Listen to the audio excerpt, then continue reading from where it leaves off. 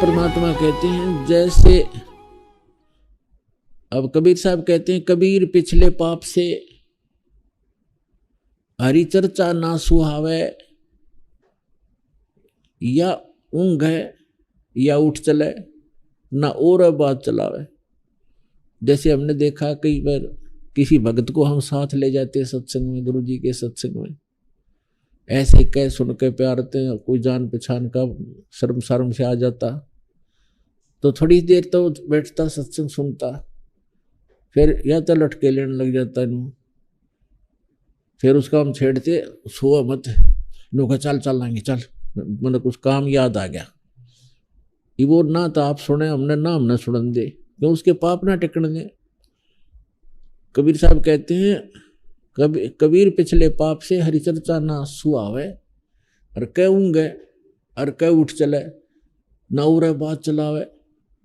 सत्संग हो रहा होता है, वो पहली बार जो हम लेकर के एक दो बार ऐसा चांस हुआ तो उसको सत्संग चल रहा है और बीच में कुछ और बात याद दिला देगा, वो काम था ना एक अपने वहाँ जाना था, उसको हम कहते डट जा थोड़ी देर सत्संग सुनने फिर बातें करेंगे। फिर उनका मैं चलूँ तू आ जाइए,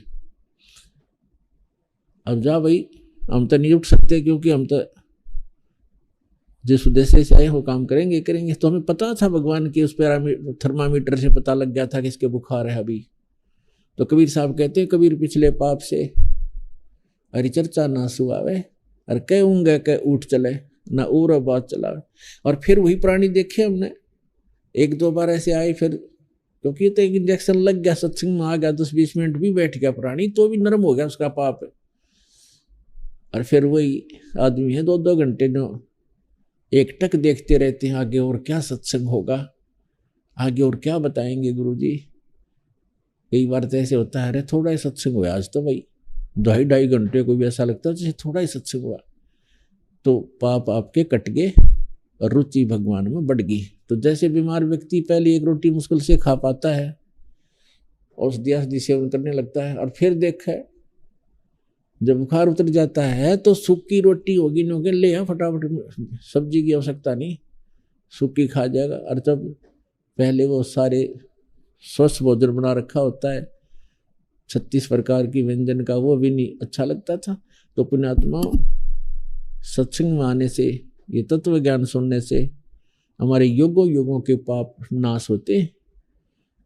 जब तक हम सत्संग में नहीं आएंगे तो वो स्थान ही नहीं जहाँ पर हम पाप नाश कर सकें। जैसे आप संसार में जाते हैं, किसी भी कार्य में जाते हैं, तो वहाँ पर आपको सारी रोजी रोटी रोजगार व्यवसाय के व्यक्ति मिलेंगे, उनकी एक जैसी चर्चा, एक जैसे विचार, एक जैसा भाव, एक जैसी क्रियाएं होंगी। तो वहाँ तो आपके पाप बढ़े ही बढ़ेंगे। अब जैसे कोई, अब ठीक है काम भी करने पड़ेंगे, फील्ड में भी जाना है और सब कुछ हमने करना भी पड़ेगा, लेकिन उसके लिए तरीका बताया है। जैसे आप प्रतिदिन कपड़ा पहनते हो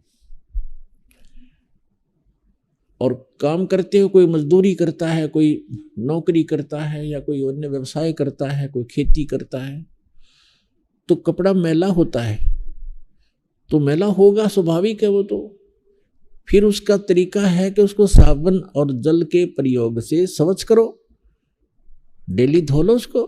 तो ठीक इसी प्रकार जब तक हम भक्ति नहीं करते, जब तक हम सत्संग रूपी इस सरोवर में नहीं आते और राम नाम का साबुन हम नहीं लगाते, तब तक तो हमारा ये अंतःकरण रूपी शरीर, ये चोला जो है अंतःकरण, ये मैला मैला हुआ था, पाप ही पाप इकट्ठे होते।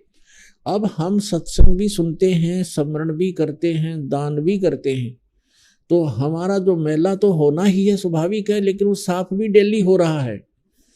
इस प्रकार से हम उन करोड़ों पापों से बचे रहेंगे।